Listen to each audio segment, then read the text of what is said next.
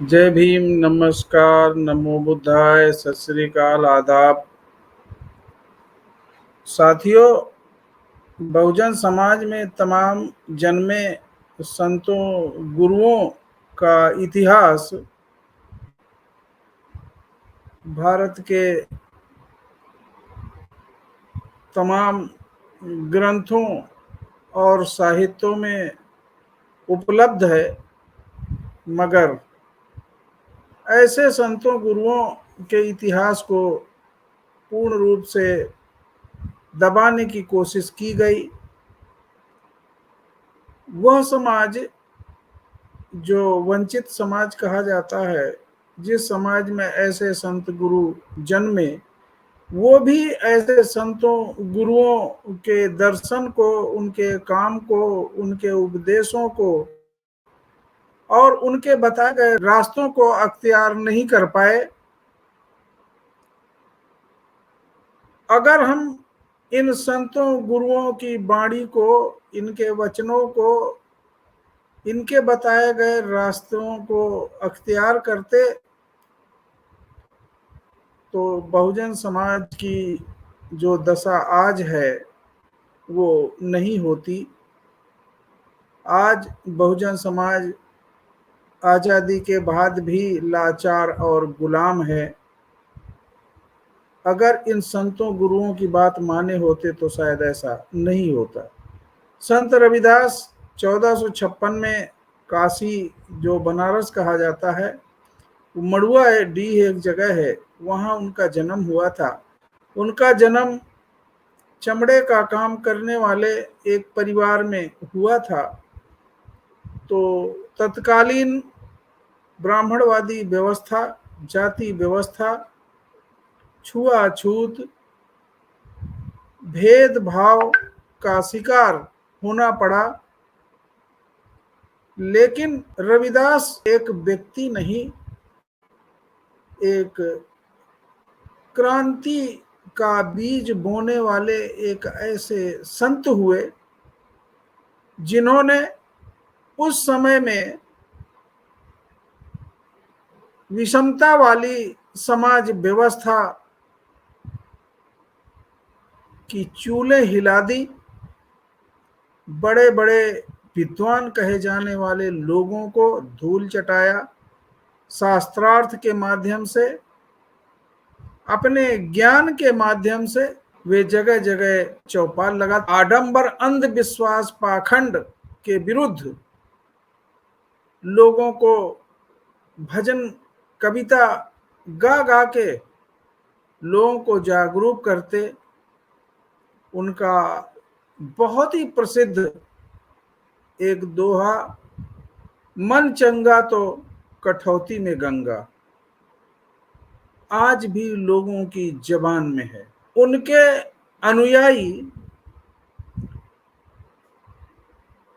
मीराबाई, जो एक रानी थी,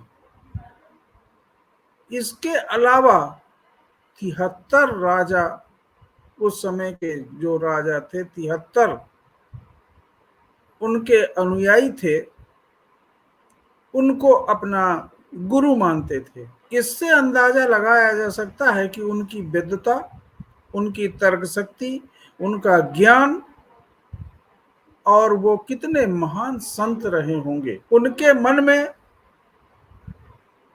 जो दबे कुचले लोग, वंचित समाज के लोग, बहुजन समाज के लोग, छुआछूत, धार्मिक अंधविश्वास का शिकार लोग,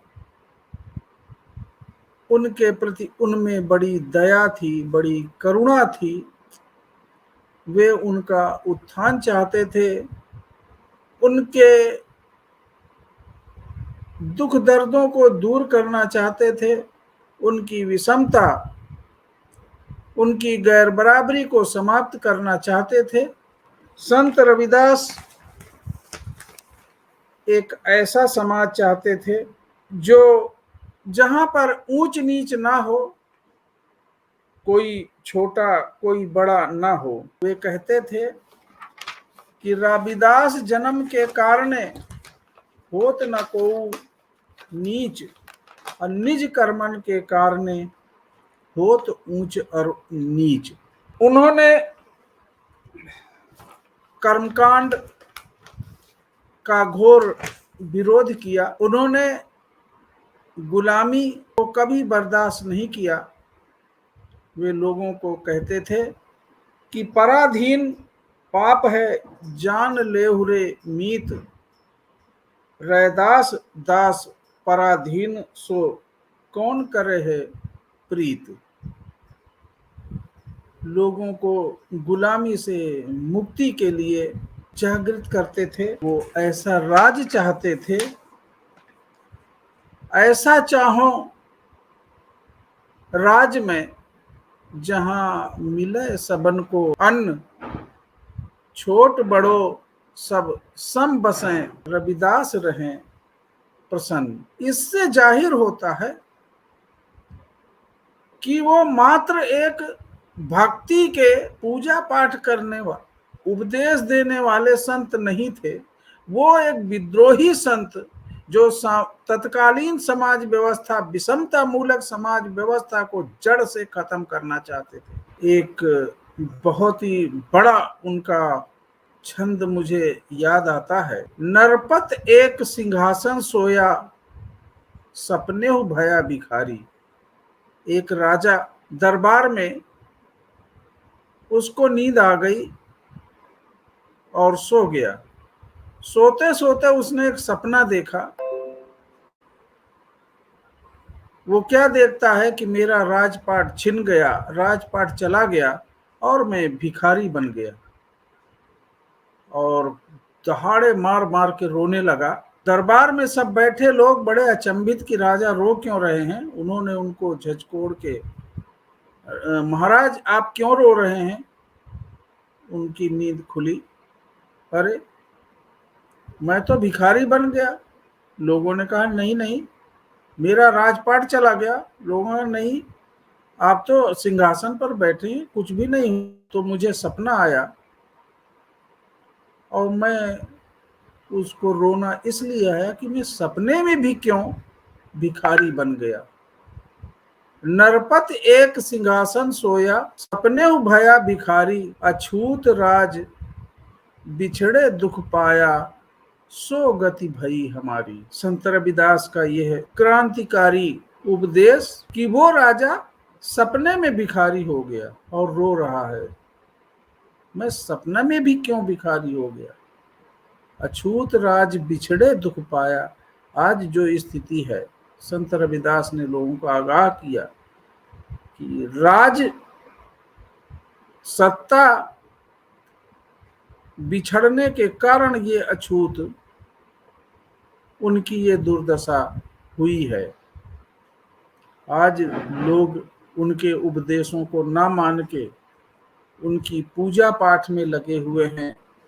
आज लोग जग रहे हैं, लोग जागृत हुए हैं, पढ़ लिख गए हैं, फिर भी 85% लोग और वो राजकाज से वंचित हैं। संत रविदास ने उस समय आगाह किया था। आज लोग अपने इन संतों गुरुओं की बात नहीं मानकर ये जलालत, गुलामी, सामाजिक दास्तां का दंश आज भी झेल रहे हैं। ये इसी का नतीजा है। संतों गुरुओं को नहीं समझ के, उनकी वाणी को, उनके इशारे को, उनके बताए रास्ते को नहीं समझना, ये बहुजन समाज की दुर्दशा का कारण है। जय भीम, नमो बुद्धाय, नमस्कार।